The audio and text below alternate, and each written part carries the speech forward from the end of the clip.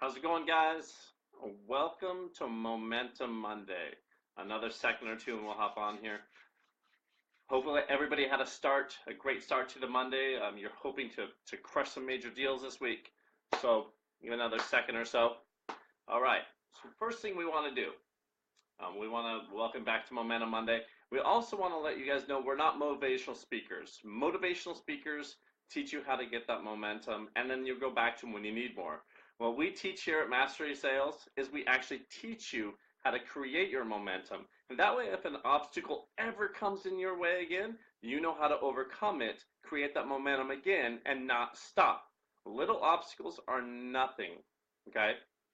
We want to teach you basically how to create and continue down that path. So in the group on Sunday, I posted, Sundays are the game before the game, and what that really means. Now, I want to make sure you know what that means. It's having a defined, concise goal or intention for that week.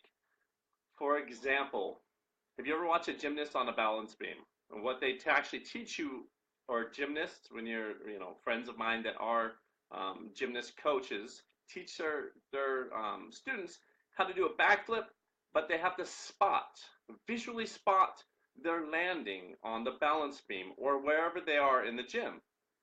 Why? Because when you spot where you want to go, your head follows, gives you the confidence of where your placement for your feet or your hands or whatever you're doing in that moment gives you that confidence to actually conclude or finish that flip. That's it. Now, what we find here on oftentimes with our clients is they may have an intention or a goal set, but they don't know how to really arrive there in continuation with building that momentum. We often find clients are really not sure how to set intentions or envision their outcome. And sometimes understand how to do this, you have to reverse engineer this entire process. So what does that mean? Basically, in other words, knowing what to avoid. Ask yourself, am I allowing 10-cent habits dilute million-dollar aspirations? Are you? Are you allowing that 10-cent habit to dilute million-dollar aspirations? First of all, we want to be very clear. What is a 10-cent habit? 10-cent habits are showing up late. And by late, I mean on time. 15 minutes early is on time. A minimum of 15 minutes early. Now, I hear people say, but I'm a coach. I talk to people on the phone. It doesn't matter if you're talking to them on the phone. I don't care where you're talking to that person, whether it's face-to-face, door-to-door, in a retail space. You have to own the space before you even show up to talk to them. You owe your client that. Okay? The other reason you do it is if you don't own the space, that 10-cent habit of not being prepared will cost you the sale, and that I promise you. Okay?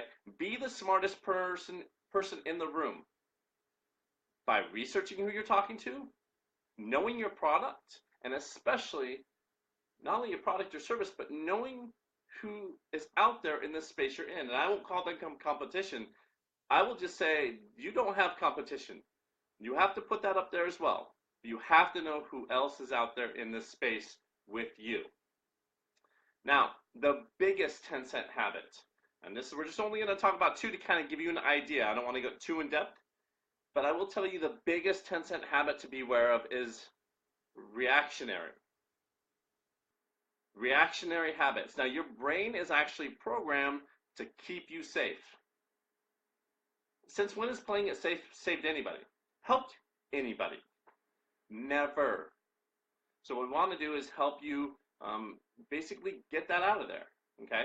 What do I mean? The reactionary zones are safe. You're not pushing past that limit. Tomorrow we're going to talk about that as well into the Tuesday push. Okay? But reactionary responses are basically ignoring your intuition. You know that pit of the stomach or the racing of the heart? You almost feel warm instantly. It's actually blood flow. And you want to have that honest conversation with that person. In order to have that honest conversation, you have to shut the brain down for a second and say, hey, I'm going to talk to this person.